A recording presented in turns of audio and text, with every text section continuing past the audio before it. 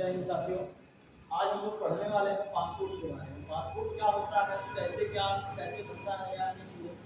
देखिए, हम लोग पासपोर्ट को हिंदी में पासपोर्ट पासपोर्ट हम लोग जानते हैं, लेकिन हमको इसका हिंदी नहीं पता होता। उसका हिंदी होता है पारपत्र। ये पासपोर्ट जो होता है, ये रंगों के आधार पर मेरी 4 प्रकार का होता है। थोड़ा सा बात कर लेते हैं पासपोर्ट होता क्या है। पासपोर्ट जो होता है वो सरकार द्वारा दिया गया, जिस देश में हम रहते हैं उस सरकार के द्वारा दिया गया हुआ दस्तावेज होता है जो हमको बाहर जाने की अनुमति देता है, या फिर वहां पर हम जिस देश में जाते हैं वहां पर हमारी नागरिकता को सिद्ध करने का एक वो डॉक्यूमेंट होता है या फिर दस्तावेज होता है। ये रंगों के आधार पर 4 प्रकार के होते हैं।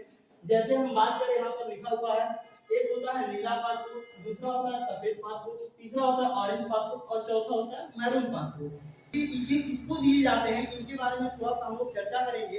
यहाँ पर जो नीला पासपोर्ट होता है ये सामान्यतः आम नागरिकों को दिया जाता है। मूल रूप से अधिकतर हमारे भारत में, अगर हम अपने भारत के सापेक्ष में बात करें, तो ये जो नीला पासपोर्ट है यह अधिकतर लोगों को दिया जाता है। क्यों? क्योंकि यह आम नागरिकों को और ऐसे लोग जो अपने देश से दूसरे देश में व्यापार के उद्देश्य से और घूमने के उद्देश्य से जाते हैं, उनको जो सरकार द्वारा दस्तावेज उपलब्ध कराया जाता है पासपोर्ट के रूप में, वो होता है नीला दस्तावेज। दूसरा बात करते हैं सफेद पासपोर्ट। ये सफेद पासपोर्ट क्या होता है, ये किनको दिया जाता है? सफेद पासपोर्ट जो भारत के अधिकारी, भारत सरकार के काम से या किसी देश के अधिकारी जो उस सरकार के काम से दूसरे देश में सरकार के काम को करने जाते हैं, उनको लिए जो पासपोर्ट बनाया जाता है वो होता है सफेद पासपोर्ट। तीसरा होता है ऑरेंज पासपोर्ट। ये ऑरेंज पासपोर्ट क्या होता है, ये हमारे देश के ऐसे लोगों को प्रदान किया जाता है जो कक्षा 10 पास होते हैं और इसके साथ वो किसी दूसरे देश में मजदूरी करने के उद्देश्य से जाते हैं, उनके लिए ऑरेंज पासपोर्ट की सुविधा उपलब्ध होती है। अगला आता है मैरून पासपोर्ट। ये जो मैरून पासपोर्ट होता है ये भारत सरकार के जो उच्च अधिकारी होते हैं, उन उच्च अधिकारी जो भारत सरकार या किसी देश की सरकार के दूसरे देश में प्रतिनिधित्व करने के रूप में जाते हैं, उनको जो पासपोर्ट उपलब्ध करवाया जाता है वो होता है हमारा मैरून पासपोर्ट। देखते हैं कि इस पर क्या लिखा होता है।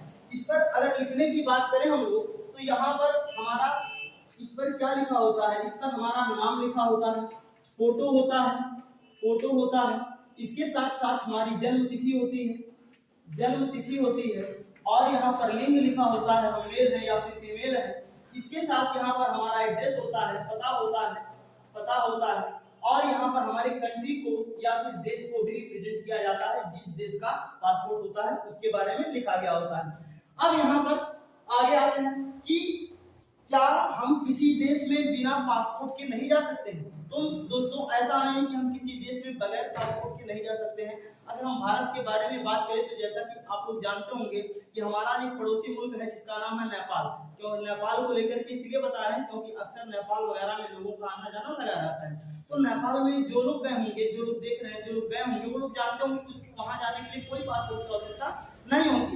ये इंग्लैंड की एक संस्था है जिसका नाम है हेनले एंड पार्टनर्स नाम की एक संस्था है जो कि इंग्लैंड में स्थित है। ये हेनले एंड पार्टनर्स की जो संस्था है यह एक इंडेक्स निकालती है। इंडेक्स क्या होता है?